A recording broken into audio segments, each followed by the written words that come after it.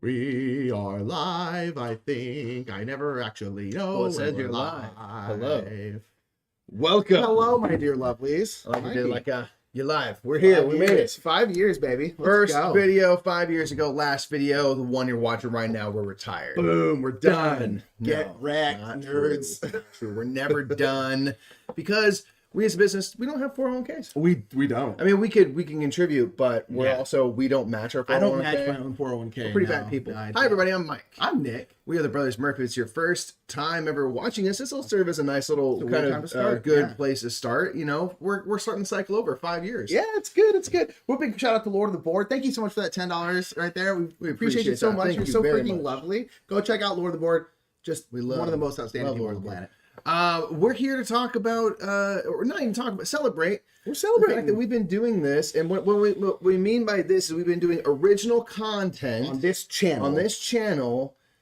For 5 years to the day. Yeah, because we started on the Dice Tower. We started in April, and then we started our own channel in August. So this is celebrating our own channel. We're in terms of like board game content creation as a whole, we're like at 5.5 years or so. Yeah, Not absolutely. quite, but a little bit, So we're figured. Well, now's a good time to look back. We're gonna literally look back at the first video we ever made We are. for this channel, and maybe the first video period, which I think will be really fun to watch.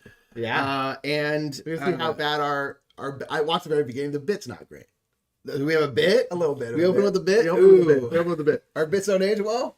I feel They're like fine. It's still, I it's think just very we- silly. They'd age nicely with wine. But this is going to be a Q&A video. Yes. And so Get your Qs and the As. we asked a bunch of people on like social media, on our Patreon, a bunch of other places to give us some questions. So we have them keyed up here. After we get through all of these ones, we will then open up more or less just to the live chat here. Thanks for joining and us we'll live. there. So save your questions for then if it hasn't been answered.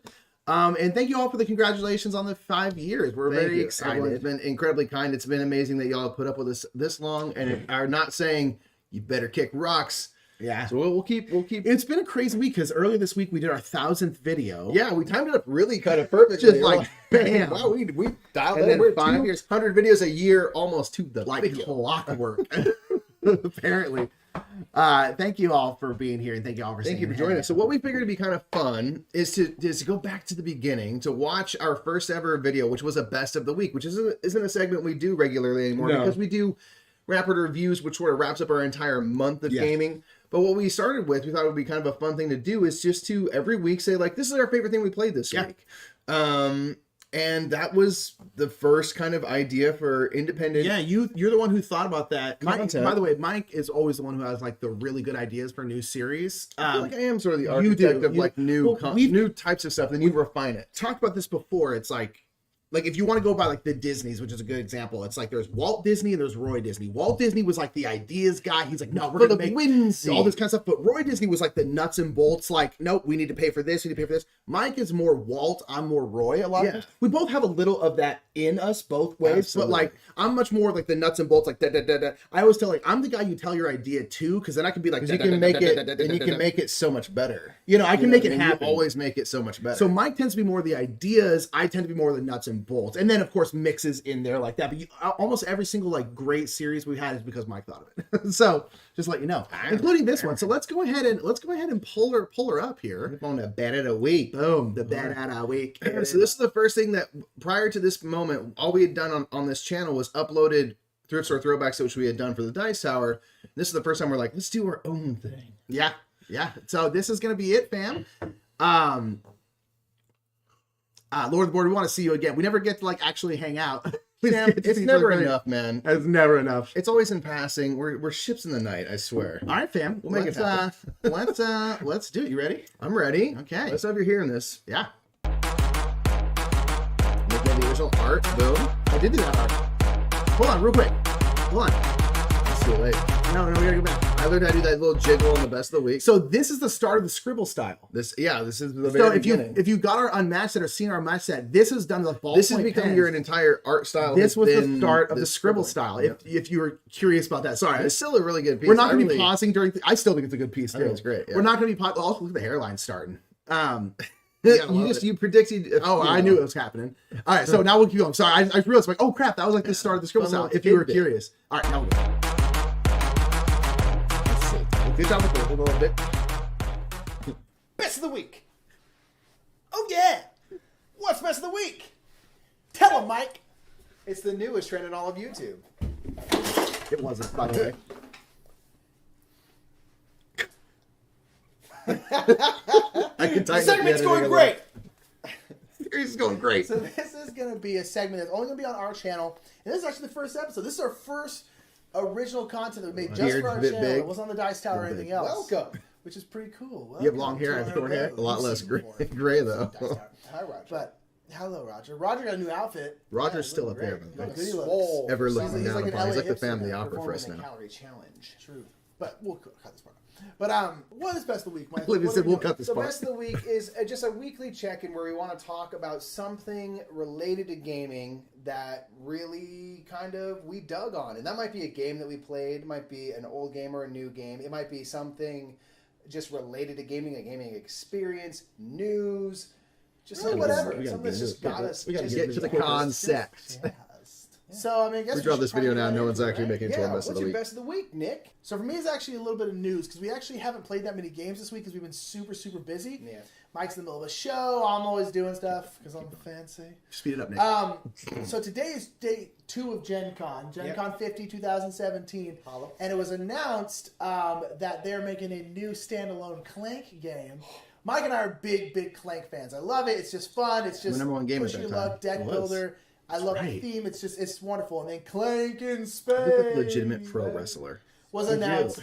and I watched Not some in videos the on beard it. is too big. It's different enough big. where I think it's worth having both, and I'm Yeah. super excited about it. It looks like a blast. I think you can use normal Clank as like an introductory to like Clank for people who haven't played it before, and then maybe after that move to Clank in Space as it looks a little more complicated.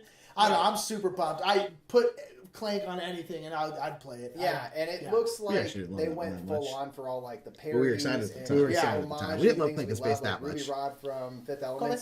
Come on, man. Is like some a card or something. And I'm like, I'm all in with that. 100%. What about you, Mikey? For me, it was a game we played recently, and it is Pandemic. Just vanilla old Fitting. Pandemic. Yeah. Wow. we OG. tried to play it on the brink. But Might give it Nick Foley this is a vibes. game that I'm not hardly mad at be Nick here Foley's without. amazing. That dude is Yeah, rad. It was the bridge to Read his board books gaming and stuff. for He's us. the First coolest. one. And we love it, we know it, but it just doesn't hit the table all the time. Still it true. Was so nice to play, and every time we Pippin is play huffing it, because he's I'm hearing just a male reminded, like, voice, how which much is me Yeah. from 5 It's years my favorite ago. game, even though we don't play And it he's that much. confused. We've also been slowly going through Pandemic Legacy. Yeah, So last times we've been playing that instead, and yeah, it was just it was great, man. just normal Dust off an old Pandemic can't be classic. beaten for me. Yeah, it's just it can't be beaten. Super fun. So that is my best of the week. Tell us what you've been playing. Any bit of news that's got you really excited. Maybe something we haven't the comments heard below. yet. Let us know in the comments below what you guys have going on this Good week. call out. Or hit us up on social media. All our social media handles are right here. Here. And do please subscribe to this channel so that Dude, all this fun still content that we're subscribe. gonna be We need bringing more, you, There's y'all. going to be a ton more coming in the future. Can get beamed right into your devices. Right. Don't follow us on Facebook. We don't use that. Don't Other than have that, a everything I Coming say. at you. Yeah. Well, that was another week in gaming. Oh, wow, we're What still a going. week. Bullet Train is the #1 movie in Oh, the Bullet world. Train so bad. Hold on. Bullet Train. Yeah. Hold on. Bullet Train's #1 movie. That was the same back I'm going then. to watch that so bad. So that was our first ever best of the week. You It know wasn't what? that bad. Dude, listen, we have not changed That from much. doing strange intros. Like, nothing has changed other than, as someone says, like, man, I swear y'all look the same, but so different. And I Yeah. think the answer, at least for me, is that I do look a lot more tired. I had almost a black beard then. You did, yeah. And now it can only be described generously as salt and pepper. Like, there's salt in the pepper. Yeah, there's definitely in there. My hair was a lot. You don't see it in that video. My hair's a lot shorter than obviously. Basically, like right when we started content creation, around this time in August, I started growing my hair out, and it's still going. So it's just one of the things. Like I basically have had long hair the entire time. We did a flip flop. So people in the beginning always say like, "I remember when YouTube switched hair." Basically, it's like, yeah. So yeah, that was our so first ever good. video. So You know good. what? I'm really happy with that. I think we It's were not probably shooting horrendous. on a phone. We're shooting on a phone. Sound going through the phone and everything. Sound going through the phone, but that's one thing that we were talking about before that. We were saying that, like, one thing we always are a proponent of is, like, start with the equipment that you have. Yeah. Do not, before you make your first video, go and invest in a bunch of stuff. Like, No. start with what you got. And especially if you have a phone, because phones now... This was phones 5 years ago, by the way. 5 years, and who knows how new that phone was at that time, but, like, phones now are crazy. Yeah, they're so like good. Monique and Naveen, before you play, their face cam is just an iPhone. Their sound is through an iPhone that they do a little bit It's EQ to, insanely but I'm good. like, it gets such good sound in video now. It's so crazy. It's wild. But that was cool. That was awesome. Yeah, other than like now we get long-winded for sure, but like we try to get to at least the concept of the video quicker. Get into this video quicker, bro. We were putting a lot of faith in the audience to really stick around for the many minutes it took to get to the best of the week, which is some of them did, which is great. Yeah, That's so fun. that was our very first video that we did on our channel. That's what came out 5 years ago today.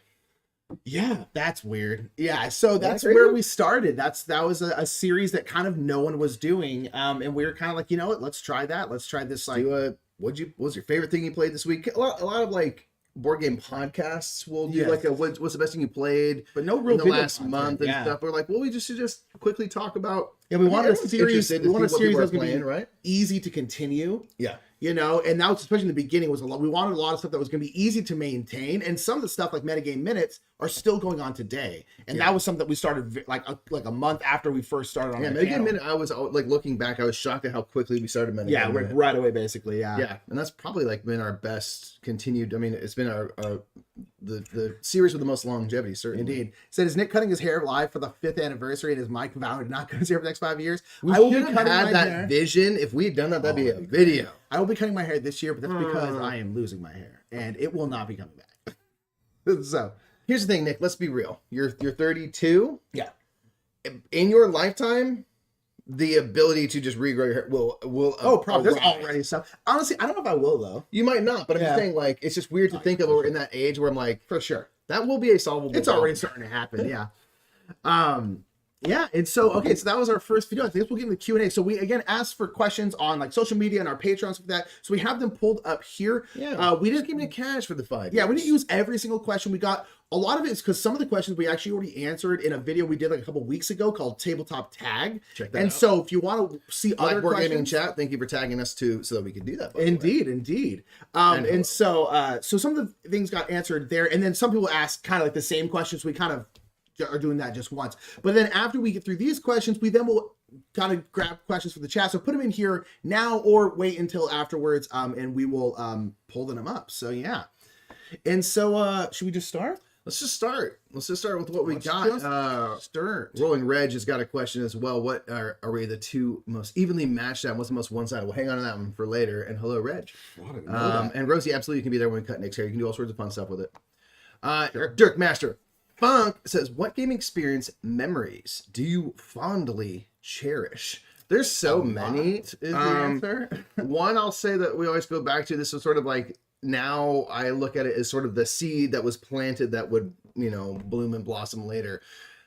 Playing Pandemic on New Year's Eve. Yeah. We played, I don't know, 3, 4, 5 games in a row. I mean, it was just, we played for hours and just repeat, playing, trying to save the world. Yeah. And it was on a New Year's Eve. It was with Nick's girlfriend's at the time's family. We broke up. But for our growth. And that was really cool because I think about that obviously through these like rose-colored glasses because, oh my gosh, like that was an important day in our life. Little did we know at the time. So that's one. There's so many. There was one time we played like an 8-hour game with Zombicide. I made my own game in Zombicide. I basically made it everything we had as long as possible, and it was like super fun, but like way too long. There's so many, like our sister Rosie's in chat, like so many games with like our brother and sister. Playing so many games like at Arkham Horror. conventions. We played games of Arkham Horror before we were board gamers. Like Chaz was like the resident board gamer in the family, so we would play like.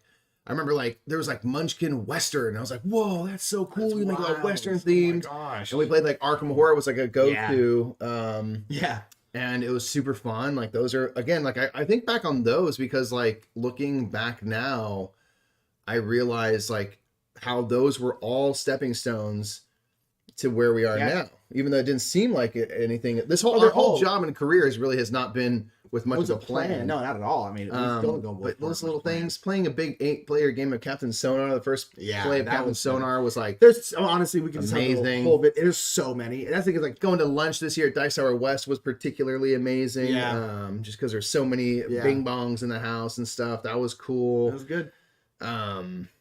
Yeah. There's a lot. There's a lot. It's hard to say. Yeah. There's a lot. There's a lot. It just really, it's really, there's been so many wonderful interactions with people, and like that's the true answer to that. Yeah, It's just people.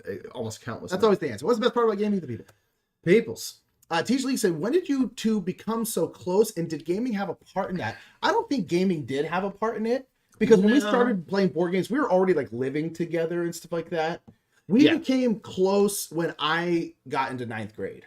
Yeah, so we Specifically we had a typical like big brother little brother relationship prior to that. When you're 3 years apart and you're 10 and 13, you're just aliens to each other. You're in completely different both parts super of your moody. life. You hate each other. You hate everything. And so we had a lot of like battling and stuff. And like we were honestly we were super close and stuff. We always were. That's the real But it answer, came with more of the like you'd be pushing each other's buttons and stuff. Yeah. And when I got into high school, you know, then again, we're kind of like more separate just because we're now at completely different schools and everything like that. And then when Nick got to high school in 9th grade and I was in 12th grade, that's when we were sort of like more peers for the first time. Well, I think that's the thing is, and for whatever reason, we were just able to sort of, I just started hanging out with your group of friends, and they all accepted me into that group. And then it was like, oh, this kid's kind of like grown up and cool now. Yeah, and then it was kind of like a flip switch. Yeah. It was one of the things, like, it was the first time we ever got to be at school together, because even when we were in elementary school, 1st through 3rd grade, You're had in like a a whole- different lunch, different recesses. So when I was in 1st grade, Mike was in 4th grade, so we never saw each other. It was at kind school. of the first time that we like were people together in the wild. Yeah. And Because once I got to 4th grade, you were in middle school. Once I got to middle school, you were in high school. So we were never together at school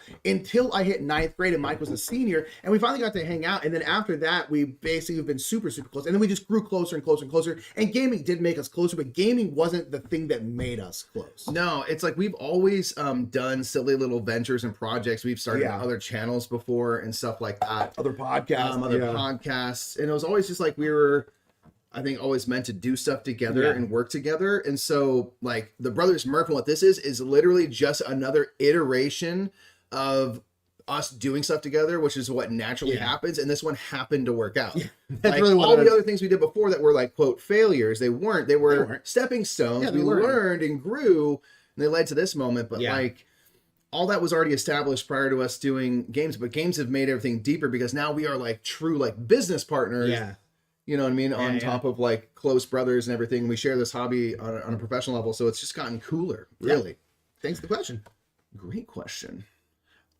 Daniel asks, how many dabs, dangs, and dudes have you both dropped over a 5-year period in your estimation? A lot. We don't dab nearly as much as we used to. No, we don't. Mostly because we're 30 now and our necks. I'll hit it like this. I'll do like one of these, like a token. You know where I'm going, but I used to like destroy my neck with dabbing. Reach it anymore. Dangs. Well, here's the thing. We personally my neck just hurts from dangs. sleeping now, so I can't. We drop a lot of pre-recorded dangs. Oh, we hit dangs. And dudes, we do say dude a lot. Dad. We're from California. So a lot of dudes. We are unquestionably and very proudly California. Yes, and people on Board Game Geek love to tell us that. Yeah, I'm sorry that we come from the coolest the greatest state. place on the planet. You could move here. Asked, what is the most surprising / interesting thing you now know? You know now that you didn't know in the hobby before you became entrenched in the media side of things. Interesting one. What's the most surprising, interesting thing you know now? I will say, like, for me, it's kind of two things. One, it surprised me how long games take to make. You would think that it'd be like, oh, it takes like 6 months. It takes years. Two, because before you ever hear about it, they've been working on it for a long time. Years, and it had a whole different theme, and it had, oh, hi, Mom. Hi, Mom. Our mom's in the chat. Helen Sundet's our mother. Unless it's a different Helen Sundet.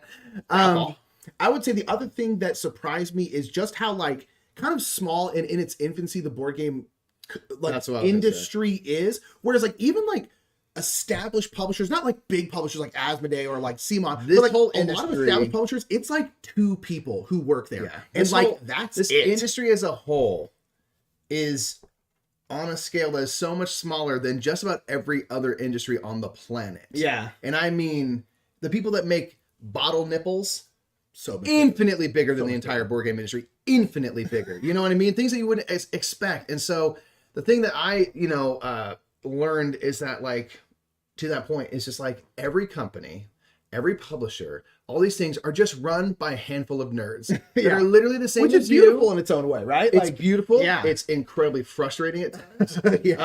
It's all those things, but it is what makes the hobby, I think, so special. Is that, like, Tom Vassell and all the way down on the media side and the biggest publishers, the smallest, like It's we're all all tiny. just nerds who enjoy playing Yeah, board games. yeah. And it's super cool. And I think that's something that's like really exciting is like go up and say hi to those people that you like look up to in content creation. Like I promise you, none of us are cool. Yeah. We're just doing this thing, you know, the biggest publisher, the biggest game designer, whoever it is, it's just like they're just like the biggest thing. We've talked to Richard Garfield to drop a name.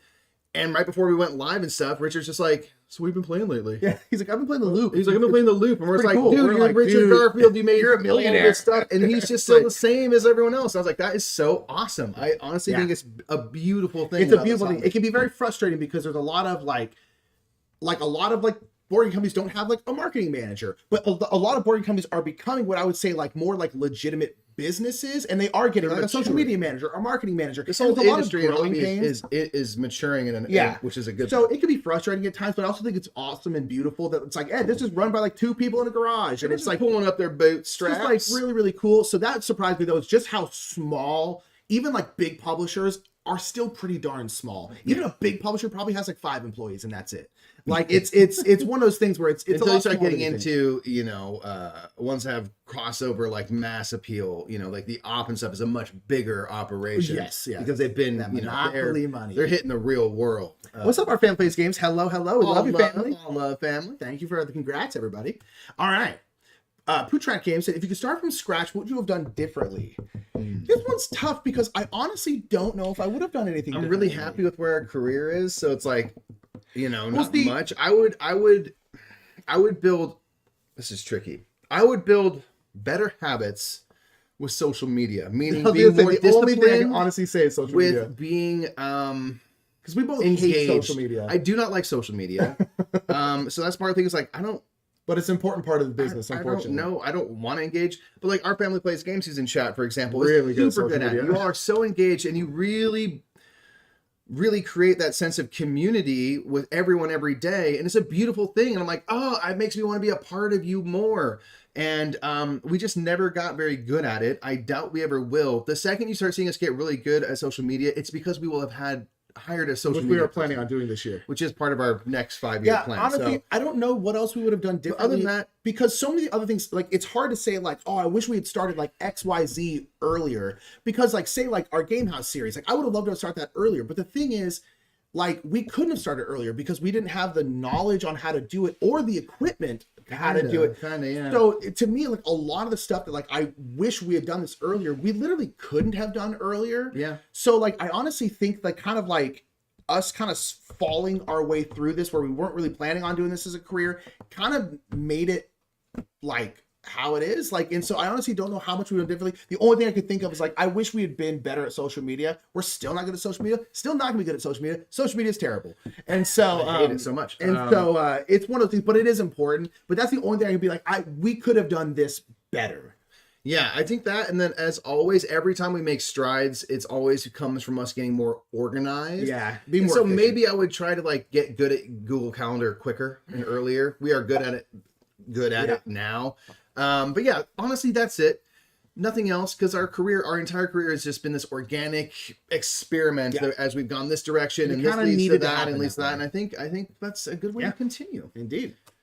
We can hire Rosie, which I'm that's my end goal is to get Rosie. We cannot pay you as much as you make at your job. Just like You Amanda know, Panda. that's fun. I love Amanda Panda. It said, ask what games survived all 5 years that you still like to play today? Honestly, a lot. I wonder, like, truly 5 years ago, like, how much Well, we did. This was before we started content at the creation. start of this? We've talked about this before. Before we started content creation, there was There's a like ton, to be fair. not a ton, but like we did spend some Christmas money on like 10, 15 games somewhere in there. And of those 10, this is before we started content creation, of those 10, 15 games, which are like Viticulture, Dungeon Pets, Lanterns, Still have. Marvel Legendary, we have, have. all I think all of the games we got in that thing. So it's one of the things where we picked really, really well. So there's actually a decent amount, not like all of It's them. kind by of any cool means. that, like, when we did that initial purchase and we had, like, just a little bit of knowledge of what we liked. Yeah. We hit a lot of games that we like are like right in our wheelhouse. Like maybe having those games is what developed that wheelhouse. That's a whole chicken and egg, cart and horse thing. But Yeah, I don't, a lot of those have stuck around. We still have Pandemic, of course. Yeah. Notable ones that we had early on that we don't really have.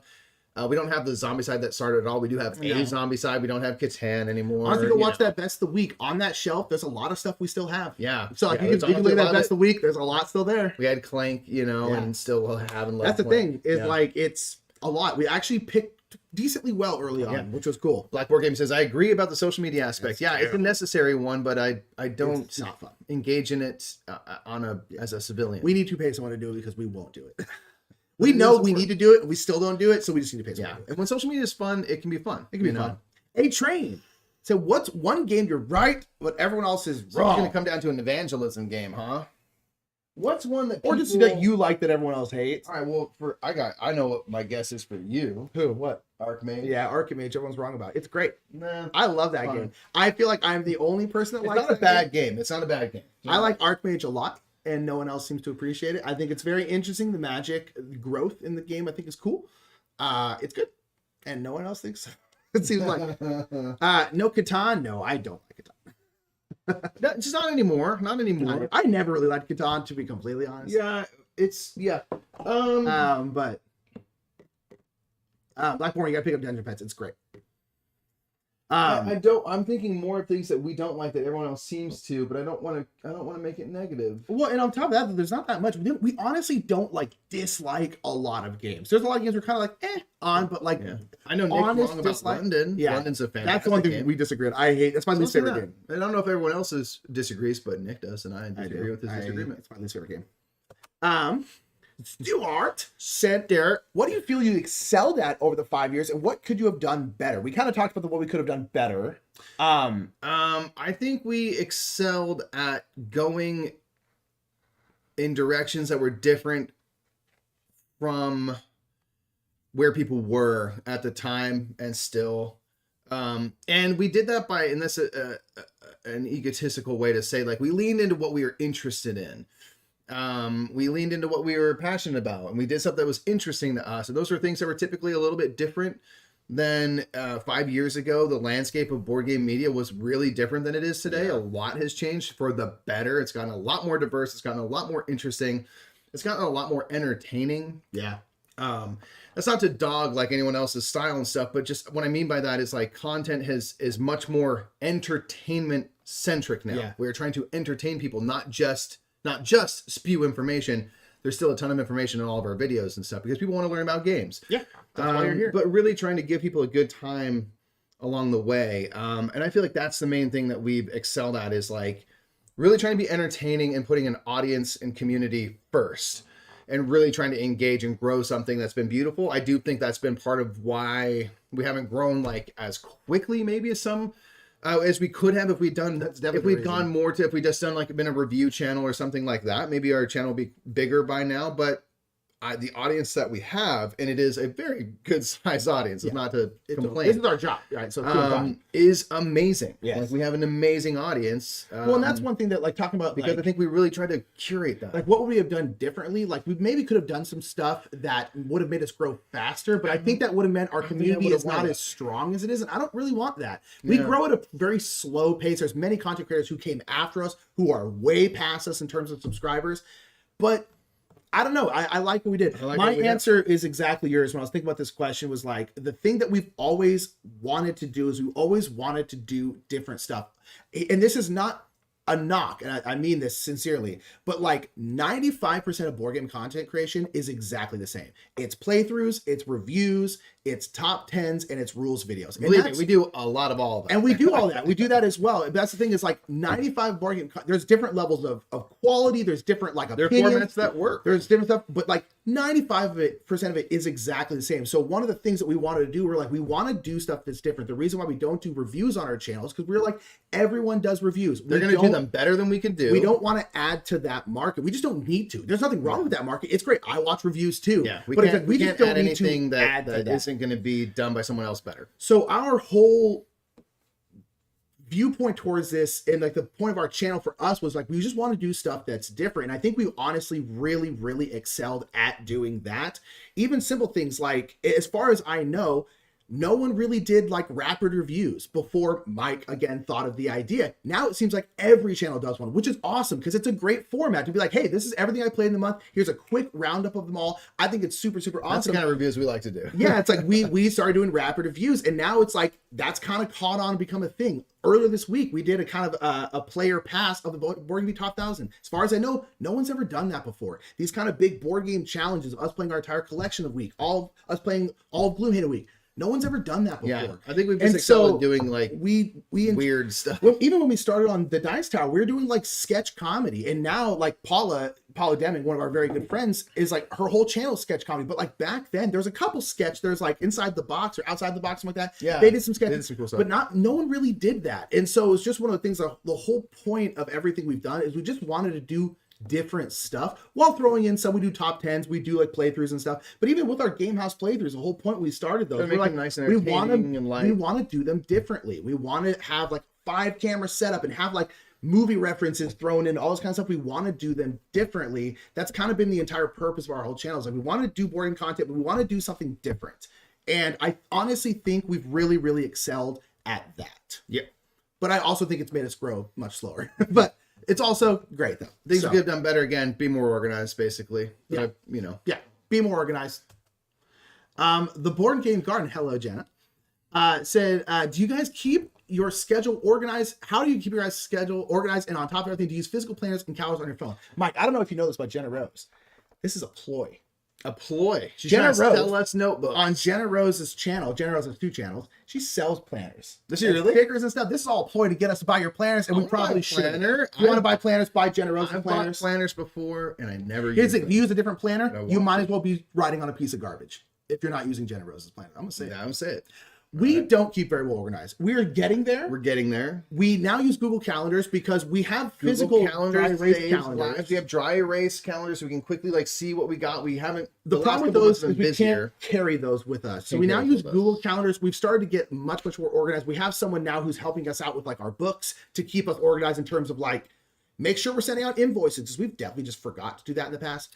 Yeah. And so it's one of those things where it's like, we're not as organized as we need to be. Our whole like goal in I feel like the last year, particularly, mostly because Mike just had a baby. We knew a baby was going to be coming. We were like, we need to get as efficient as humanly possible. We're never going to survive. Yeah, so now with like the way we film our game houses, it's all very like efficient in the way we do stuff because it's really the only way we can stay on top of all the stuff we do because we do a lot of stuff outside of our own channel. The only way we can do it is by staying as organized as possible. We're still not great at it, but we're getting better. Well, we have things like every Tuesday we film our playthroughs. Our game house episodes are shot on Tuesdays. We might do like an extra thing like on Thursdays and stuff, but Tuesday is the dedicated day for that work. The first half of Thursdays Tuesday, and stuff will typically be we do kind of all of our Board Game Geek stuff, our standard like top 10s things on one day, on a Thursday and stuff. But we have other type of BG work. We'll do those on Thursday. So we're trying to get more and more like this is what really we do on this organized day. like a job. Like Monday we're going to do this admin work, and then we're going to do that, and the main thing we've established is Tuesdays are film days for Game House, which is why we've been able to keep it up going, because if we didn't do that, that series would be over. Yeah. There's just no way. There's no way. So, it's a very time consuming series. And then Google Calendars has changed our life. It kept track of our meetings during Gen Con and stuff. Yeah, that was humongous. We're trying to get really, really good at using that because like my wife Karen is great with Google Calendar. She uses it for everything. She's always like, why did you put in Google Calendar? Why don't you add that thing so I know what's going on? I'm just like, I don't know. I'm not good at life. Look at me. Yeah. Look at me. And Rosie absolutely need to make us new calendars for Christmas. Let's go. Indeed. And Jenna, you're good. Again, go check out Jenna's planners. Jenna, drop it in the chat. Your planners are honestly great. I've been to your I website. want one of your planners, and then I made planners. Very cool. Very cool. Give me one. I know Paul is like a big planner person. Give me one. But yeah. Joy's a big planner person. planners It's are cool. honestly the better way to live. I just won't ever use a planner. I got one in high school every year. Guess what? I used it for one day, and that was it. That one day was great. It was great. But nonetheless, that's how we say organize Google Calendars, but we're always working on it. Matthew Panella asks, what's your current favorite game to play together with just you two? And they did say that this does not have to be a two-player game. I'm going to go ahead and say Boone Lake. Yeah, because I don't want to play that at a higher player. I don't want to play it at a higher player count, and I do really like that game. Yeah, that's a great pick, man. Really, a lot of different games. But I would say specifically, I want to play with Mike, and specifically, I want to play at 2 players. I would say Boon Lake, because Boon Lake's a long game, but I know Mike makes decisions quickly, so do I. So I would say Boon Lake personally. An obsession of this week that will continue, hopefully, is it's been really fun. Now we've done a couple of them. To work on puzzles for Turing Machine together. And just sort of like, oh, what do you think about that? And like, maybe we could try that and just chat about like what we think the answer to the puzzle is. You can play that game kind of cooperative / solo against the machine. You try to beat the AI, really which we fun. did not do. That's really fun too. So yeah, stuff like that. But Boon Lake for sure right now, because it sings at 2. Yeah, it's really good. I really like it. It's still long at 2, but I'm not playing it more than 2. Short answer. So what would you do if it wasn't making board game content? What's your ideal sandwich, and what's your favorite Toy Story movie? A couple people asked, like, if you weren't doing this, what would you be doing? My honest answer, I think, is just doing like a job, because like I didn't Like a Joe job? Yeah, just like a job. And there's nothing wrong with just doing like a job, but it's just like I wouldn't have been doing. You don't think you'd have a trade? No. I mean, I worked at a rehab I'd probably still be at the rehab I worked at, because I did as much as you would have shifted somewhere else. Huh? If Board Games hadn't worked out, you would have shifted to a different location. You'd be working at another rehab, because your rehab closed. They did. So you can't be I'm working assuming there. that they didn't, but yeah, it's like, yes, exactly. I'd probably be at a different rehab. I don't know, honestly. Like, I didn't really have like, and this is not me saying that I was like flying through life aimlessly, but like I didn't really have like a path. Like, this is what I'm working towards. I was just kind of like content. Was like, hey, I can make rent. I'm playing games. I'm having fun. That was kind of like my life, and I was honestly okay with that. So like, I honestly think I would just be working a job. I don't know what job, but like just a job. I don't think I would be doing anything like, I'd be like doing this podcast over here. I think I would just be doing a job. It's such a hard question to answer, because I just can't picture doing anything else right now. But before, it's also hard to figure out, right? Not even before, but before we made the full-time switch over, I was working at a children's museum, and I was getting more and more entrenched in working on the logistics and programming side of stuff. So my guess is that I would have been promoted to one of the positions, to CEO, baby, to one of the people that kind of runs one of the departments. I figure right now I think I'd be somewhere there where I'm running I'd probably be running like the school programs department. Assuming that other people had left and there was opportunities for that and stuff. But I was definitely aimed that way. I was helping by the time I left, the last thing I was doing there was helping run their summer camps. And on the logistics side of things, I was no longer like boots on the ground, like working in the classroom with the kids so much. I was more in the office doing stuff, and I would pop in, but I was going and running and grabbing supplies and all sorts of stuff. So I imagine I would be further in that direction, and probably be making a solid little living. It's a nonprofit, not making cash, but that's probably it. Maybe I would have moved that to somewhere over here. I'd be working in a zoo, probably doing but it would probably be something with like school programs and kids, like working with kids would be, I guess. What's our ideal sandwich? For me, it's probably meatball sub, because here's what meatball subs. Are they ever outstanding? Not really. Can't do it always. But here's the thing. They're always fine. They're always fine. So I'm gonna go meatball sub. I'm gonna go turkey, man. Classic. Classic turkey sub. And then what's your favorite Toy Story movie? I like Toy Story 2. I know, probably Toy Story 2. I like Toy Story 2. I think it's fun. You're getting out in the world. Getting out in the world's fun. Jesse and stuff. Bullseye's good. Yeah. Great so additions. I'd probably say Toy Story 2. They're all and the great. OG is great. I mean, they're all great. Yeah, but I would probably say somebody to me. Everything was beautiful. Many people asked, what are some big goals for the channel moving forward? Where do y'all dream your careers will be in another 5 years? A lot of people ask some variation of Dead this in question. a ditch. Dead in a ditch. This is kind of hard to say, because the whole thing like has kind of happened so organically. There's definitely some stuff that we want to do, but there's it's some kind of hard to say that pipe dream level stuff we really want, and I think are things that would be more achievable in 5 years. In general, I'd say like probably the short answer is in 5 years we'd be doing similar stuff but scaled up. Yes, scaled up much bigger. Meaning, I think in 5 years we'll probably have a full-time editor that helps us edit content so we can do more stuff. Subscribe today so we can make more money. We maybe want like a social media person and stuff. But in order to do that, if you're going to do those and you want to hire people and be able to pay them well, we have to grow a lot between now and there, because we're sustaining 2 salaries, which is amazing. But you know, with every added person, you've got to grow a lot to make even that having a split between two is tough. You know, Yeah. it's just you just make a lot less money when you have to split it with somebody. So yeah, but things we want to scale the whole production up so we can do more and do things more efficiently. You know, like I think we will hit a point eventually with all the types of things we want to do where if we're going to be able to do them, we can't be doing all of the jobs. We have to we either have to cut back what we're delegate. doing or we have to hire somebody. That's always been our thing. Yeah. It's just like we either have to cut back what we're doing, try to do less stuff better, which we've done many times in the channel. Yeah. We do more videos and we cut back and we do things better. And we do more videos and we cut back. We're kind of in the more videos part right now. We're in the more videos part now, right now, but that's all right. We're doing it because we're doing it more efficiently than ever before. Yeah, exactly. We're able to do it. But yeah, there's some things like we desperately want to get Adventures in Board Gaming. Yeah, really badly. Back. It's just going. very difficult to It's do very that difficult. Like obviously, like we ran our Kickstarter last year and we had these ideas for content, and then like I got pregnant. Like Karen and I got pregnant right after. Yeah, and COVID kind of hasn't gone away yet. And then, so it's also been we're like, difficult. we were like, we're going to do this like Midwest tour. And then COVID said like, you absolutely You're will not gonna not. do that. And we're like, okay. Like, And so cool, now okay, dealing with the fine. fact, I'm like, I don't think we're ever going to be out of that. Truly. So, hopefully.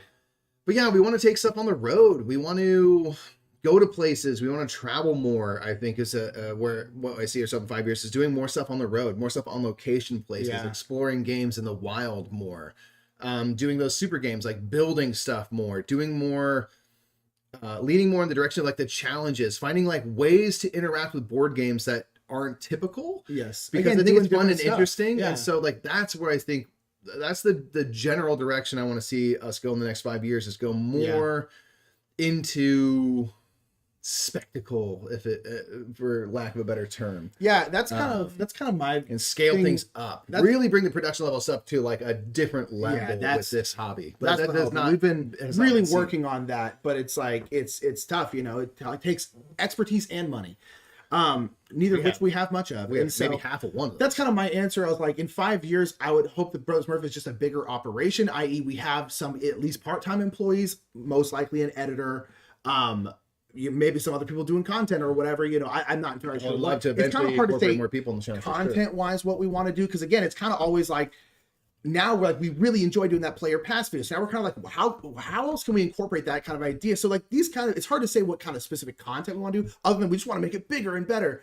I will say I want the Brothers Murph in 5 years to be much more international, and what I mean by that is like us going mostly through like Adventures in Board Game, going to different places, playing the Great Wall on the Great Wall, those kinds of things. And then also just getting out to like conventions in different countries, particularly non-Western countries. I'd love to do a con in Australia. There's just like Meeple Con, or at least there was pre-COVID, like a big convention in Mumbai. Yeah. I want to go to that. And it's like I really want Brothers Murph to become more international.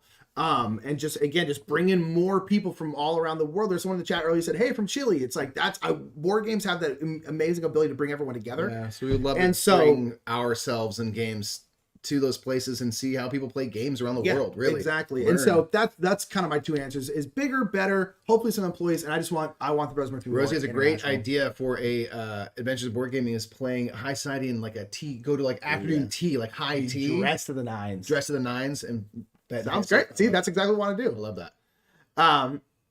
Arthur Rosie said, "Why are you the way you are?" I don't know. You're at least half us. Called So, childhood trauma. boom. Okay. Zevin Aslug said, "What is your favorite thing about being board game content creators? What was your favorite video to shoot?" Favorite thing about being board game content creators is being redonkulously famous. Yeah, dude. being super rich. But getting the opportunity to speak and talk and meet so many people, Yeah. because people happen to like the silly stuff we do is like the best part. The best part is like actually getting a chance to sit down, say hello, play a game with people, and just get to share life experiences with so many people. Like that's the best part of board gaming, right? So Yeah. we are lucky enough to have some amount of sway on the media side of things, and people care to come say hi to us. So like that's the coolest by far thing. Favorite thing to shoot? For me, the favorite thing for being content creators ultimately is that I would say like just the opportunity to learn has been great, just in terms of like learning more about video production, learning about like the back end of that, learning about the board game industry. It's been so much fun. I do really enlightening. enjoy learning stuff just in general, and through this has been like so many opportunities to learn about like how to run a business, how to do this, how to do that. Like it's been very fun in that way. Favorite video to shoot is really hard. I would say my favorite kinds of videos to shoot are like adventures and board gaming. That we keep bringing it up because like my favorite thing and something I think that Mike and I are what we excel the most at, not to say more than anyone else, but like us personally excel the most at is like when we get to be on a location and we just have a camera and then we just get to be like, okay, what can we do? What can we do? Like, okay, Mike will be like, okay, I have an idea. Here, I'm gonna go over here. I'm gonna do this bit. Film me. You go boom, and he does a bit, and we cut, and we kind of walk around. That's my favorite thing to do is that kind of guerrilla filming where we're doing bits on location and we're thinking of the bit on location. When we did our Dark Tower decor video with Paula, we were just at Paula's house and the three of us were just like, okay, what bit can we do? Okay, let's do this one over here. And like I remember Paula was just like cooler, you know? having so much fun because a lot of Paula's sketches are very like scripted and very meticulous. But like she was just like, this is so much fun. It's really, really loose, and we really thrive on that kind of like in the moment trying to think of bits to do. I think we're really good at that kind of content. So that's my favorite kind of videos to shoot. In terms of individual video, I honestly don't really know. Yeah, so just some ones that fall into that category. Slivers mentioned like our Fireball Island video we did. We went to this guy's house who like does like fully thematic plays of the original Fireball Island. That was super fun. Our con thoughts, our board game hecklers and stuff, which we did from the first time we were at Gen Con. Any sketch stuff is very fun. The workout reaction video we did for Paula was really fun. Was really fun. Mike's idea. All stuff like that just come out of like, oh, we should do this and like figure it out on the fly. It's the most fun thing we do. Another video that was very fun to do, it was very difficult to do, was the Gloomhaven video, and I'll say that one specifically over the previous one where we played all our collection of the week is because during the Gloomhaven video we knew what we were doing, whereas the collection one we were kind of like, well, we think this will work, and there's some stuff like, oh, we could have done this better, but when we did the Gloomhaven one, we knew we were like, okay, we need to film this in this way, we need to make sure we're spending time doing this, and da-da-da. And so that was really fun to film because we knew what we were doing, whereas the collection video, we played our whole collection in a week, we were just guessing our way through it, which was still really fun, but it was more fun to do that kind of challenge and having knowledge on how to do it. So that was also really fun. Yeah. Thank you for that question. Dave Phillips had many very weird questions. I picked this one. Dave Phillips is a troll extraordinaire. Indeed. Said, take a bowl, place a graham cracker in the bottom of the bowl, coat with a modest layer of yogurt, then cover with lots of granola. If you eat the resulting concoction with your hands, is it conceptually closer to a soup or a sandwich? If we're eating it with our hands, I say it's way closer to a sandwich. Much closer to a sandwich because it's a modest layer of yogurt. But after the first bite, you have a mess. Yeah, but it is. You then have up until that point. It's a sandwich. It's closer conceptually to a sandwich, but it's not really any of those things. Yeah. So yes. I like Good that. question. Thank you. I like that. Great question. Thank you, David Phillips, for asking the important question. Robert said, what artist would you like to see redo the art for a game? Here's the thing. Quick answer. Short answer. Because we saw a preview of what it could be. Quan Chai Moria. That's my answer. Redoes Food Chain Magnate. Yes. They did the artist series and stuff where artists will reimagine a cover of a board game in their art style. There's been so many great ones. BGG does it every year. And Quan Chai Moria redid art. He's a great artist. He did art for the worst game artistically rendered game of all time. The game looks like a prototype. Food Chain Magnate, which is a $100 prototype. And it's insane and it's offensive that we just allow that to happen. I refuse to play it for that reason. And Quan Chai could just... It looks like someone printed it out on an inkjet printer. And it costs like $100. I think that's what happened. If Quan Chai did they ran out of ink before they got to Food Chain Magnate, I would actually play it. And I would actually really, really look forward to playing it. I've never played Food Chain Magnate. I'm not gonna. It looks like a prototype. Good question though. The Dutch Yeti said, is there a game you played in the last 5 years that you wish you could play again for the first time?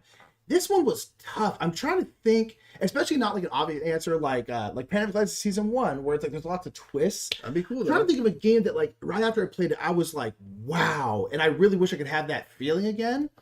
I honestly don't know.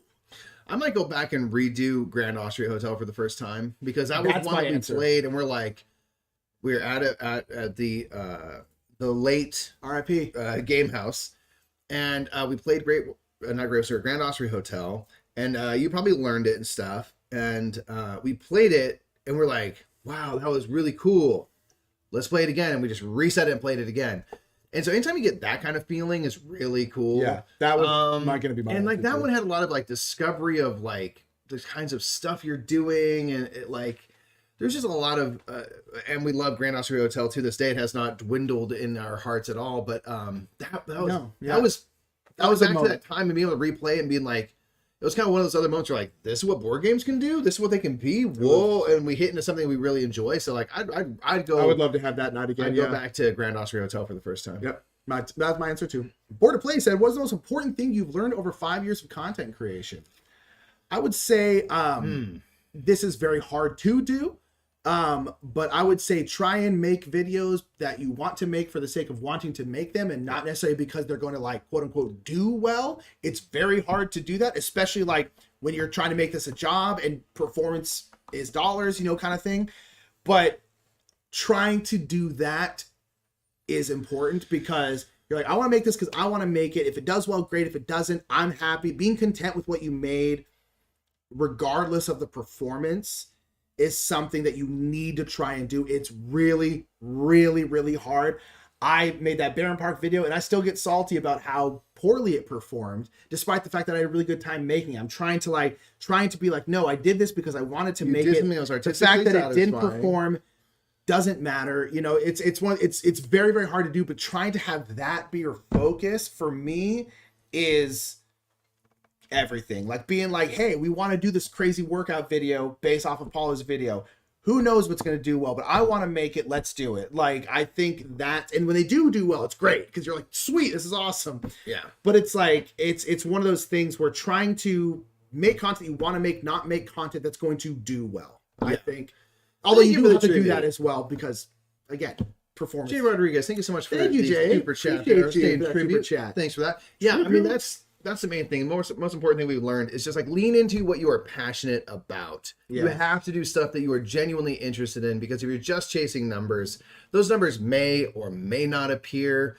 And it will be pretty hollow because you'll get to the numbers you think. And we've done this before. I've done this many times where I'm like, oh, if we could just get to 1,000 subscribers, that'd be great. And you get to 1,000, you immediately pass. You're like, all right, cool. It's really hard to 5,000 subscribers. That'd be great. We're still doing that today. Yeah. We're 20, and I'm like, I just want to be at 40,000 subscribers, but that won't give you the thing you're looking for. Subscribers. It doesn't matter. So you have to do stuff that is artistically, whatever artistically means to you, satisfying. Yeah. Stuff that is in the direction of your passion. If you do that, it'll work out. Yeah. If you don't, I think even if you have like success, it won't feel the way you want it to feel, and it won't sustain. Yeah. Like you think. You've also those big YouTubers who like had one specific kind of video. There's so many big YouTubers out there who do not like what they do, but it is the thing that is popular, and they're like, and I will say, just know that that's going to happen a lot. Where the thing that you really care about is the thing that no one cares about, and the thing that you kind of did as on like I'm gonna do this real quick is the thing that everyone wants. Randomly, that is gonna happen a lot. Brown House Board said, "What's the destination on your travel bucket list?" New Zealand / Australia. Yeah, New Zealand. Oceania, generally down there. I would really love to go to India. I really want to go to South America, but probably New Zealand because Lord of the Rings. We're going to Ireland and in the spring, and that's a big one. But you've always wanted to go that one's Ireland. Getting crossed off. But yeah, like New Zealand for sure. Yeah, New Zealand's the answer. Thomas Vickery said, "What's the most interesting, surprising person you got to share a stream with over the last 5 years?" Richard Garfield. Richard Garfield. That was cool. That was awesome. There's been a lot of great people we've gotten to stream with and stuff, but Richard Garfield was one that we weren't really expecting to be able to happen. And it did, and it was really cool. And he was like super nice and like super cool. And like we just got to interview him on the channel about Dungeons, Dice, and Danger, his game earlier this year. And he was just like super nice. It's just super cool. It was just cool to be like, wow, you are the biggest designer ever by like a million miles. Like no one's even remotely comparison close. To Richard Garfield. So it's just like that was very, very, very cool. Captain Michael Burnham said, what is your favorite convention? If you could live in any game's world, which world would you pick? A couple people asked that question. And how do you like your burgers? Ooh, I like my burgers all sorts of ways. I am one who will generally try, I'm going to go backward through this, generally try like the weird, quote, weird burger, the fun, funky one, like peanut butter and jelly burgers. I've had several of them. At a spot right down the street, they have those. I love those. I'm going to be like wacky with the burger. Give me very rare, first of all. Still moving. Medium That's rare how is I a want correct it. answer. But and I'm pretty simple with my burgers. Just like ketchup, mustard, cheese, maybe some like grilled onions or mushrooms, but that's pretty much it. Give me all the good stuff. Just you leave the tomato. If you live in any game's world, what would you pick? I'll probably pick like Dungeon Pets because it just seems like a very weird, silly, and fun world. Oh, actually, I lied. I want to pick someone like a Dixit universe because it would just be endlessly entertaining. But would it and not be interesting. terrifying? Maybe, but I don't think I want to live in that I think world. it'd be more interesting than terrifying. If the cactus sheriff rolls up on you, So I want to live in like Detective Club, Dixit, pick any of those games. I want to live in one of those worlds. I just want to live in the world of Fields of Arl, baby. Ooh, Just living on a farm. sounds nice. It looks very pretty. It's just straight up. I mean, I could go there. Those places exist here. No, I would choose. Choose that. I think it's a fair choice. I live in tiny towns, working with my hands amongst the Ooh, animals. very cute. Tiny towns. What's your favorite convention? My favorite convention is probably PAX Unplugged. Oh man, I might go Dice Tower West. I don't know. Of the Dice Tower West or PAX Unplugged. Yeah, of the big conventions, PAX Unplugged. Of the smaller conventions, Dice Tower West. There's your answer. All right, and this is the last one for these. Tim Chewin. If you don't follow Tim Chewin on Tim. YouTube, he's Follow our family incredible. that plays games. Follow the Board Game Garden. People in chat. Follow all these Follow people. all the Follow people. Lord of the Board. Let's go. Indeed. Look at that. Where do you see board game content creation heading towards in the future, and what is your favorite part about making content now versus when you started? In terms of seeing what the future of board game content creation, I honestly think is going to be much more entertainment focused. Yeah. If you look at any kind of big YouTube thing, video games, even like woodworking, I think that it's all entertainment focused. The reason why Shut Up and Sit Down is the biggest board game channel on the planet is because they're entertainment focused. Entertainment focus is how you reach people outside of the board game sphere. It's just how you have to People do it. follow people. Yes. People don't follow things. And so I think entertainment focus, and I think there's a lot of content creators nowadays who are becoming more entertainment focused. It's, again, without sounding too like vain about it, I always feel like we've been pretty ahead of the curve in that, where we've been trying to do early adopters this of kind that. of like entertainment focused, high quality focused content before people were, the board game industry was kind of ready for that, it almost feels like. And so that's what I would say is like entertainment focused. Tim Chewin is someone who's doing that very, very well. I'd say mixing specifically high quality with entertainment value, but also information. You can meld those two things. It doesn't have to be this like, but like No Worlds Bar is blowing up right now because they're entertainment driven. It's like that. Well, is I think where, I think more specifically, I think not just entertainment, personality driven. yes, Driven by people. Yes. Like people are going to follow like this person, this group of folks are people that I really enjoy. Yes. It's always been the people we've been drawn to. I think everyone's been drawn to that. Even if you think of like a channel that you would think of as more just purely informational, You're still you drawn to that follow the personality. people from that channel you enjoy and Yeah. stuff like that. So I think we'll see it continue to go that direction. I think we will continue to see more diverse types of folks making content, which is going to be absolutely for the better. There are still obstacles getting put up, and there's still, every time you happen to have non looking like us people at a Gen Con, there's death threats and things like that because our hobby is ass backwards at times. It needs at to times, grow. yes, indeed. But we're getting there. We're working on it. We're going to keep pushing for that. So I think in the next 5 years, we'll see that really continue and grow and get better. And that's amazing. That's something that's absolutely necessary for this hobby and industry to mature and to grow and to reach that broader appeal. And everyone that I see that's like of the new school out there, I think are really personality driven people. Yeah. And they're just exactly who they are. They're not trying it's to not be like a they're- certain thing. They're just exactly being who they are. And it's just interesting. Yeah, but the Bros Murph has always been like, it's about us. It's about our chemistry, our dynamic. We're talking about board games, we're doing stuff, but like the whole point of our channel is like it's us two doing stuff together, very personality driven. And I think honestly that's the future, at least for all the bigger channels. I do think that is the future, and I think it's good. And that means like the kind of more informational stuff will never go away. That stuff will always be here. It's just like, but I think that is the future, is that kind of stuff. So I also think like live streaming is the future, at least to some degree. But also with live streaming, it's gonna have to be personality driven, entertainment focused. It's just how it more is. so than ever because But so that's board where I games think are it's heading. boring. They just sit there on a table and don't do anything. Yes, yes, and that's the thing is board games themselves do not provide entertainment for someone watching them. Yeah. You have to bring the entertainment, and so I think that's the future. I think it's a good thing. I think that's going to show a lot of growth on the board game because getting out of the board game bubble is, as people have been trying to do for 5 years, is basically impossible. It's very, very difficult. really hard. So Most people just don't know this part of the world exists. Yeah. Like even if you do have like terraforming Mars in Target and stuff, most people aren't walking down that aisle. You know what I mean? Like it's, and if they are, it's an uphill battle. they might pick up the game, but the chance of them pulling up YouTube and being like, I'm gonna start watching board game content. It's a niche within a niche. because that's what we did. We like played board games for a while before we ever said like, are there more board games out there? Yeah. You That's how know, it goes, right? but yeah, and then favorite part about making content now versus when we started, I enjoy that when we make stuff now, we have more vision about everything. Yes. Like we put more thought into it, like in terms of like really trying to take care to do stuff well. Not that we were like reckless before, we just didn't have a plan for any of this, and so I really enjoy strategizing and like thinking of like, how do we really make this the best thing we can make it, because it's so satisfying to do something well, you know, and like we take pride in what we do. So that's my favorite thing about content now versus then, is that like I think we take a lot of pride in what we do and not just settling for good enough.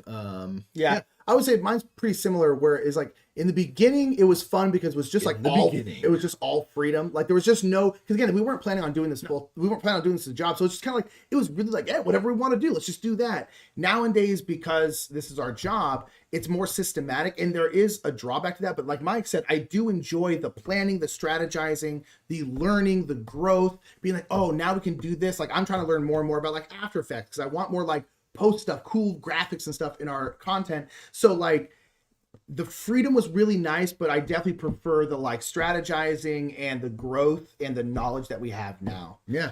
Let's open up to chat, man. Thank you everyone who's been hanging out this whole time, and thank you for all the kind words and for the 5 years. We're so happy to still be here, be doing this, and we're so happy to have so many more awesome peers than ever before, and people who are enjoying great success themselves.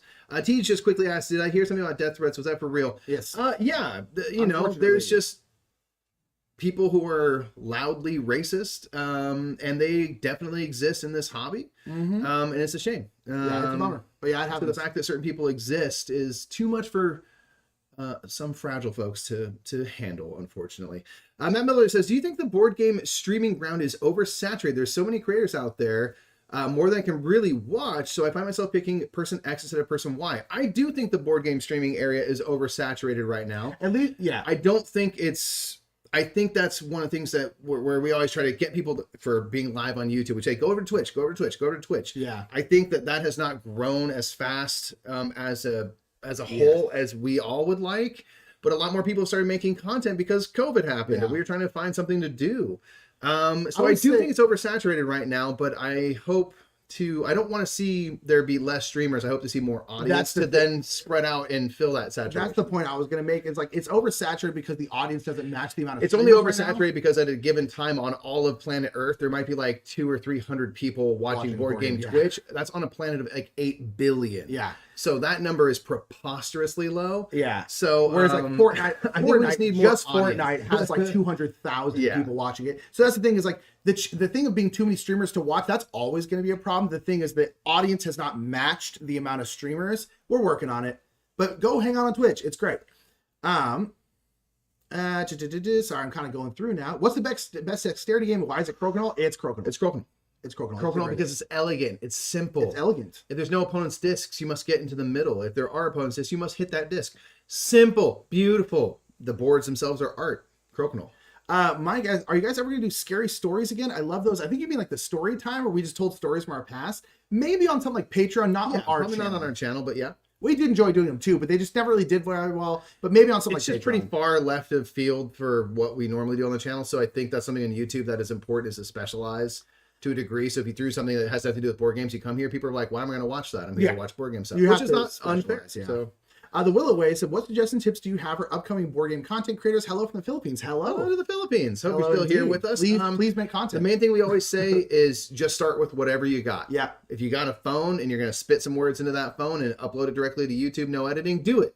Start there. Yeah, start there. And then learn. And then, you know, there's 1,000,001 YouTube tutorials on every sort of aspect. You can get yourself some free editing software, whatever you can, editing on your phone. Start with what you got and lean into stuff you are interested in, that you are genuinely interested to talk about, to do, to create. Do those things.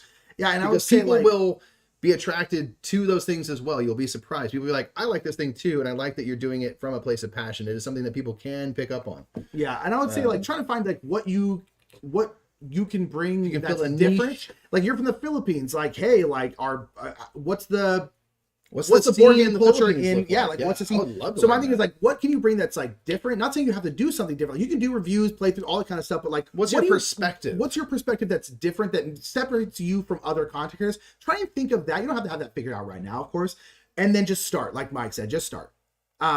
Because it's just you just gotta. Yeah. Don't worry about the equipment stuff. You can get that later. People will follow you. While the people followed us while we were streaming with a bad webcam taped to an overhead light that was our source light as well. Yeah. People hung out with us then, despite the lack of tools. It was rough. But yeah. Sorry, I'm looking for more questions. Pop them in the chat, fam, if you got any. Yeah, says we love children's museums programs. They're the best. Yeah, They're so. I love that job. That's the only job to this point in my life that I miss. Is that right? Yeah, I wouldn't like quit this and go back, but I'm like, that's one I'm like, oh man, that's a job I would do again. I can't say that about any other job I've had. That's cool. What's your favorite show on Cartoon Network? I never watched Cartoon Network. We weren't Cartoon Network kids. We were Nickelodeon kids, Yeah. so I don't even really know Ed, and Eddie. Yeah, the honest Alan answer is Chicken. nothing. I don't think I've ever watched more than like one episode of any Cartoon Network show. We're Just uncultured never that did. way. So I'm trying to get anything right here. Michael said, "What the Brothers Murph brand? Wow. Oh, sorry. While the Brothers Murph brand continues to grow, what might be some brand products you develop and sell? What would Brothers Murph Planner look like in terms of like what we sell? As a serious way, other than like something like merch. I don't know what would we sell." I could see us getting into doing some games, like simple games, and maybe making a store where we could sell copies of those games in a year-round fashion outside of our Kickstarters. I'd say more so the main thing that could be is that like starting a con, you know what I mean? Like something like that. That's something I meant to bring up during the what's your future goal? Next 5 years, convention, our own. Yes. We're starting this year, but we want it to grow. Yeah, grow it. I really want to grow it into a thing that is really a celebration of SoCal content creators, all content creators as well. But there's so many that are in LA, so it's like, well, let's combine our powers and like do something because there's a lot of us. Yeah. Indeed. Is there a game that each of you that made you incredibly angry? For me, it was Small World. Ashley Rose asked that. Interesting. I'd probably say London is the only game like I left and I was like, I hate this. I don't really get angry during games. What was that? Neon Gods. Yeah. Neon Gods. You did not like that I game. hated that game. It was a futile, that and Subterra too, specifically.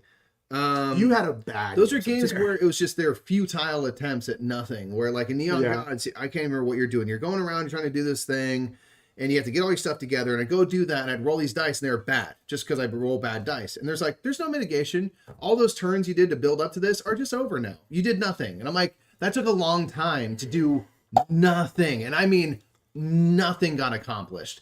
Subterra 2 was just me like getting knocked down by some arrows on my turn, like stand up. That's all you can do this turn, then I get knocked down again for like the second half of the game. I was just like, this is absolutely atrocious design.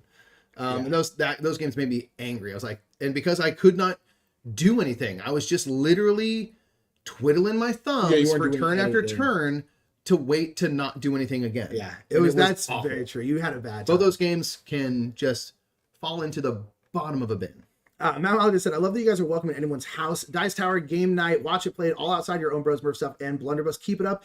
Yeah, Thank that's you. one thing that we kind of didn't. Very lucky to have been welcomed by so many people. Yeah, that's what we haven't brought up. Honestly, grown our career. That's why we have a career. Yeah, our plans, we like collaborating. We like working with other people. We like doing stuff. We also like working for other people in terms of like we work for like Board Game Geek and stuff like that. The main thing that like, and also one of the reasons why our channel hasn't probably grown as quick as it could is because Mike and I really don't like doing just one thing. We like to do a whole bunch of different stuff, which is why we do a whole bunch of different stuff. We have podcasts, we stream, we do all these different things together this career. Yeah, and so we've always been able to collaborate. We always like collaborating, and yeah, people. To add on to our 5-year thing, I should have thought more about that question before I answered. More collaborations. I want to work with other content creators as much as we can. Yeah, so much more. Yeah. Any plans to go to Essen Spiel someday? Yes. We were going to be going this year. Then with COVID numbers going up, it was going to be like my wife and daughter were going to come out with us, but Logan can't get vaccinated until she's 6 months old, which is November. So we're like, not going to put her on that long of a flight without her being able to wear a mask or be vaccinated. It seems rather unfair to do to a baby. So maybe next year. If not next year, the year after that. But yes, absolutely. That's like a bucket list one. We're like, God, we got to get there. We've been trying for a couple years now, but alas, disease, Yeah, that's how it goes. Ooh, what game do you think you could play for the rest of your life? Like some folks do with chess. Cribbage, man. Cribbage will never go away. Answer, yeah. These might come and go, but cribbage will persist. Absolutely. Yeah, cribbage will be forever. Cribbage is forever. How's the baby? What's her favorite game? Her favorite game is Goo Goo Gaga. She loves it. Her favorite game is puke on the sheets that I just changed. That's true. Or puke on the shirt you just and put be on. adorable. Yeah, that's what this is right here. This is baby mess. Yeah, I forgot about that. She's awesome. She's amazing. Yeah, she's great. I'm so excited to, we're a little ways out, but to start playing games, even just modified versions of games. Speaking of the One Tar, I was talking to them at Gen Con about. Yeah. You can start really young with just very simple things that might help with like color association stuff. Yeah. You're not even like really playing the game, but you can play with the stuff and teach. I'm so excited for that. So. Black Mario has an interesting question. What is your least favorite board game mechanic and your favorite game that utilizes that mechanic? My least favorite mechanic is negotiation. If you want to ruin your board game, put negotiation in it. It will immediately ruin it. The problem is, I'm trying to think of a game that has any semblance of negotiation that I don't absolutely abhor. Is there any? I'm gonna say. That's not really negotiation. I'll say this is negotiation. I'll say Sheriff of Nottingham because there is negotiation of being like, don't open my package, I'll give you this. That's the only game with even a semblance of negotiation that I have enjoyed. Because you can just play chaotic, you can bribe, and it's just meant to be that, but it's meant to be that and fun, not so much strategic. I fully agree and endorse that. Sheriff of Nottingham, we can get by because it's fun enough. But in any other kind of more serious thing, like if you're playing Catan and no one wants to trade you this for that, it can be frustrating because that's why we don't play. It's like, well, I can't roll it, even though I'm set up that I should be getting these resources. I can't, and no one wants to trade with me, and I can't build my way to one of the places, the ports to trade because I've been blocked out. I'm like, well, again, now it's just not fun. So yeah, but yeah, Sheriff of Nottingham does it well because it's just meant to be silly. Yeah, that's my answer. But that's the only one. What's your favorite costume you've ever had? Costume? I did a pretty solid Neo once where I like made it up with like bungee cords and stuff, and I did it all, and I was like, it was actually kind of rad. I did a Sweet Quail Man once. Your Quail Man was amazing. I was in Cats, and so I was the Rum from Tugger. That was a fun costume. That was in a show. I did Silent Bob. I had when I had long hair, like I looked a decent amount like Kevin Smith. Sure so I was able to just roll around, and that was a very simple costume to produce, but very satisfying. Rolling Reg says, what classic games do you still think are good? Now, this is where it gets into the question of when do we start defining something as classic? Ooh, and Josh wants a Praise Be backstory. The backstory on that is we just started. I don't even really. I don't know when. We just started saying Praise Be. Praise Be to Phil. Praise Be Phil, and then like we kept doing it, and then it became a thing because like Phil Walker Harding will pop up on our top 10s often because we love Phil Walker Harding games. And then the coolest thing happened is that other content creators and stuff started dropping praise bees with like little emojis and stuff for Phil Walker Harding mentions. And even Phil Walker Harding is aware of it and has dropped praise bees on himself. Yes, he's dropped praise bees on himself. It just became something that people like identified with because Phil Walker Harding makes such great games. But what classic games do we still think are good, Reg? Classic games we feel are good? Castle Burgundy is a classic. I think at this point that's very, very good still. Ticket to Ride. Ticket to Ride's amazing. It's an amazing, simple game, but it's so fun. And it's just draw some cards or play some cards or get some tickets. That's it, and that's all it needs to be. Yeah, I mean, in terms of classic, we'll play. Like I played like El Grande not too long ago, and I was kind of like, I get why this is known as like one of the best games of all time. Like I would like this game is fine, but like it was one of the things where I'm like, I get that. I'm like, yeah, this is you play like Alhambra, and you're like, yeah, this is still a classic. Yeah. Honestly, a lot of those classics because they're just really simple. They are really good. They don't have a ton of moving parts and they work really well. And like those games are timeless. Yeah. Because they will always be simple games that work well. And like it's kind of the best thing you can do is just make a game that is easy to digest. You know what I mean? Glenn said, hi and congrats to my fave, Cala Norwegians. Yeah, Hey, Callaway. have you ever thought about hosting a board game retreat? And when will you come back to Norway? Well, can we host one in Norway? That would be great. We'll come back to Norway. I don't know when, but I really, really, really want to go. One, because we haven't seen our cousins since then. It's literally like one of our cousins that you never met, but I met when I was in Norway. She was like 7 at the time, and she was just in the Olympics. So it goes like it's been a long time. And I messaged her. We haven't talked like since I was there in Norway. She didn't like speak English at the time, and I was like, hey, I don't know if you remember me, but there was one time I came to your house like 15 years ago, and I just saw that you're in the Olympics. I was like, we don't really know each other very well, but like I'm so freaking proud of you, and we've been talking nowadays. It's really cool. But I was like, it's been a long time. I really want to go back. I really want to go. Yeah, I want to show Karen Norway. She's really excited to see it. We didn't get to go there very long. I think that's what we need to line up for in the next couple of years is a family vacation with mom and everybody. Like, going up to Norway would be great. Yeah. A board game retreat, yes, I would love to. We want to have just like rent like a big old cabin up in like Big Bear or something like that, and have a bunch of friends over. In terms of like an official board game retreat, like what like the Dice Tower does, something like that. Maybe. Yeah, I could definitely see that in the future. I want to do one at a summer camp. That's what I want. Yes, well, there's archery I've been during looking the day. into a place where we could do this. It's possible, yeah. So that's what I want. Stay tuned on that front, because in searching for a convention, I've also been searching out this camp spot, which another I don't think they do stuff anymore, but other content folks did board game podcast stuff, did something at this place. I'm like, I think it could work. Reg says, I always thought Praise Be was from The Handmaid's Tale. We started it, then they started doing A Handmaid's Tale, and so now it's extra fun to say Praise Be because it's terrifying. But I don't think Phil is very Handmaid's Tale-y, but I also not met the man, so I don't know.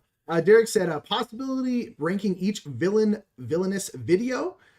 Easy to hardest play, and then your personal favorite list. I would say watch Lord of the Board does a lot of really, really great villainous content. Yeah. I honestly don't think we play villainous enough to really do that video justice. Yeah, but it's a great idea. It's a great idea. Watch Lord of the Board. Idea. Lord of the Board does a lot of like ranking in villainous and how to play villainous. Watch Lord of the Board. That's where you want to go for villainous content. I need to watch that for strats. Yeah.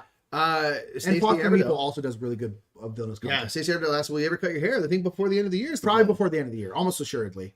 Yeah, I'm not really into my long hair too much anymore. Again, and I joke about it a lot, but my hair is going away. So I will be cutting my hair off sometime this year, almost assuredly. If not this year, probably very early next year. And I'll probably be going all the way down. I'll probably have no hair or very, very, very short hair. Ooh, Black Board Gaming says, do you have a favorite specific board game component? Yes, the little dewdrops in viticulture are the greatest board game component ever. They serve a purpose because they slightly magnify the thing underneath them, and they're cool, and they're just not in any other game. That's my answer.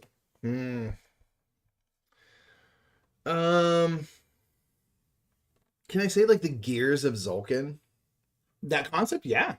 It's super cool. Because in the way that they thematically tie into like what you're doing, you know, where it's like you're moving through time and stuff. I'm like, that's super tight that they made that, and it's not just a gimmick. Like, yeah, it actually functions, everything. I'm like, again, like, how do you think that up?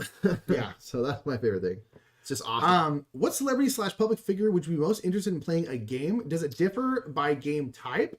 A comedian for a party game. I'd probably say Henry Cavill right now because I know he likes board games and he just seems like a really nice guy. This says minis. I'd play some with Daniel Radcliffe, man. Same kind of thing though, right? It's like we know we're going with that because like there's a chance it could actually happen based off purely off their interest, not because we have any access to that person or those people. We do. But yeah, man, that'd be so tight. I have a dream, like I have a vision of this, and maybe it'll come true. Right? That's where you got to visualize it to happen.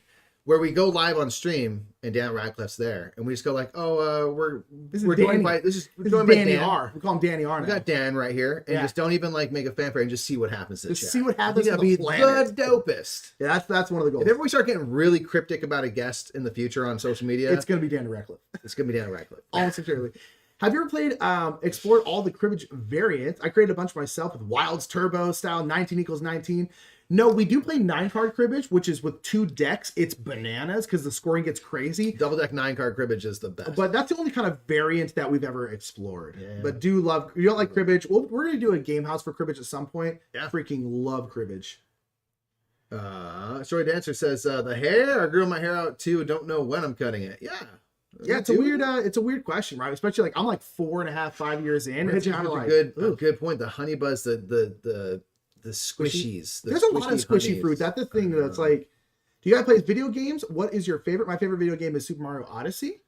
My favorite game to play right now, especially to stream, is a game called The Long Drive. It's really weird. I also play a lot of Planet Zoo and a lot of Civ 6. My favorite video game I don't play a ton of them. I enjoy them and I always want to play more than I do, but Rocket League. You play a lot of Rocket League's your jam, yeah. They're 5-minute games, so if nothing else, I can play one 5-minute game and then before I'm whisked away to the next thing. So Rocket League is the most playable game that I can do for sure. Yeah.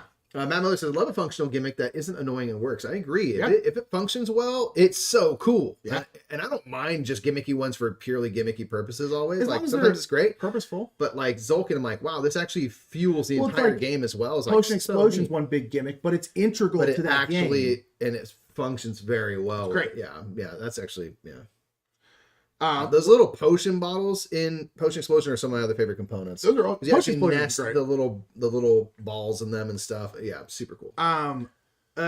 Reg says, what movies do you quote the most? A lot. I would say if we had to pick a single one, it's probably Wayne's World. Wayne's World, yeah, it's but like we quote a lot of movies. Watch any of our I literally have a folder on my computer now just called random clips, and it's just all the movie clips that we had to put into our Game House episode. Wayne's World makes it in, and I'd say probably the single most thing we do is we do a 2-4-6 from Friends. Because if you do any 3-sequence number, you can do it in that cadence. A 1-3-5, you know. Yeah. So that is definitely from Friends. Wayne's World is the most quotable movie of all time. Yeah, it's great. Slay the Spire, Robert. Yes, also Slay the Spire. I played a lot. I'm not playing right now, but I get sucked back into Slay the Spire often. Dynasty Dungeons is really fun. I've been playing a lot of Baba Is You. If you want a good puzzle game that destroys your mind, Baba Is You. Are you going to come to Strategicon in a couple weeks? I think we're going to try and go on Saturday. Yeah, I think we're going to try to make it on Saturday. for one day. Yeah. For one day. I can't really justify doing it's hard to do with the baby, yeah. Going back and forth is tough because it's a lot of driving. So I probably would go and do like one long day on Saturday. That's the plan. Thanks for the congratulations, Simon, and hello from America, from Belgium. Hello. Have you guys played Dutch Blitz? No, but it's like a classic, man. People talk about that one. That's one we ought to get done. I've heard about that, yeah. Robert, thank you for the congrats on the 5 years. We really appreciate that. Yeah. And to circle back around, this right here, what we're doing right now, where we're just sort of like carrying on and chatting with y'all, is our favorite part of this job. So thank you for hanging out and asking questions and just chatting. Check us out on Twitch. We do this all the time. We're just sitting around talking. We're doing it tonight. We're playing Dead Reckoning tonight. Let's get to a tease, Nick. Yeah, let's get into a tease. Get all this stuff. We got a lot. We're not going to play with all this, by the way. No, we're playing with all of it. Every single bit of this box and these boxes are going to get pulled out. That's not true. We'll be playing the base game. We're going to play all of it. Glenn asked, are relative t-shirts? T-shirts are available. You can go to thebrothersmerch.com and they do ship to Norway. Dang. Made it. Good. It's going to be good. This new Kickstarter. So we're playing it for AEG. Thanks, AEG. All right, thanks, AEG. But yes, you can go to thebrothersmerch.com and they do ship to Norway. And we do mean it. One of these years, we'll have new merch. We have lots of ideas. And that's an area where it's tough. That one's tough because any and all art things come down to Nick. I can't do art. Which is tough because art's hard. Yeah, art is... Someone asked earlier, like, if you were to switch skills, who would have it harder? I'm like, me. I can't do art. Nick can act. I'm not nearly as good an actor. But... It's not nearly as hard of a skill. It's just like, hey, if I was a human and I said some words, what would I do? It's like, you do that all day. I don't do art all day. Ooh, Blackboarding asks, Blackboarding crushing the question, said, if there's a Mount Rushmore for board game designers, who would you want to see up there? Man, that's a tough one. Uwe obviously the George Washington. Yeah. I would probably say John D. John D. Clare. That is tough. Those are two that I could probably praise B. How could not be praised? Phil Walker Harding, yeah. Because I'm also thinking about games that we personally really like. Yeah. That's an interesting thing where it's just like, if you were to do that, like, I don't think Stefan Feld is on the list just because we haven't tried. Maybe he would be if we'd played all his games. Yeah. We haven't played that many Stefan Feld And there's games. also some stuff where it's like, I would love to see, like, I honestly think like someone like Elizabeth Hargrave could probably be on that list. I want to see a few more games. She hasn't done too much yet. Yeah. But it's like in 5 years, who, like, you know, it's like, it's so Like, it's one of those things where it's like, for now. it's Yeah, I hard. want to wait because I want. Yeah. I truly do want like the design space to incorporate more types of designers first. yeah. Instead of just like, here's a bunch of European dudes, which is Yeah. fine. But that's which where is the fine. industry has been, It's right? been this, you know. But I'm like, I don't want Mount Rushmore to look like actual Mount Rushmore. You know what I mean? Yeah. But right now, yeah, I mean, people that have been very important to us: Uwe Rosenberg, Vlada Chavato, he's is a pretty big. Vladimir Suki is definitely Vladimir Suki's up possible. there, yeah. John D. Clare, Phil Walker Harding. I would say the two guarantees, at least for me, are like Uwe and Praise Be Phil Walker Harding. You know, like the Wolf. I'm sorry, Shem Phillips. Shammy Boy is gonna be probably on there. Yeah, Shem has my heart. yeah, it's tough. That's a hard one. You know, how do you not give love to Kiesling and Cromer, dude? Yeah, Wolfgang so like Cromer, Michael Kiesling, amazingly important. Eric Lang. Honestly, like, I don't love a lot of Eric Lang's games. I love Eric Lang as a person. Like, we've met Eric Lang multiple times. He's super lovely. He doesn't make honestly, games that he just we doesn't really really make enjoy. games that we play very often, because that would probably be on a lot of people's. Great He's just dude. not personally on ours. Absolutely great dude. And I guess that's also the question: is like, do we make it like? It's like, is it about, the Good like- Doctor not on there? Not for us. I don't That's the think. thing, is like, is this a purely personal thing? Because if we're Oh, yeah, going of like, course. if we're going like, who belongs on the Mount Rushmore?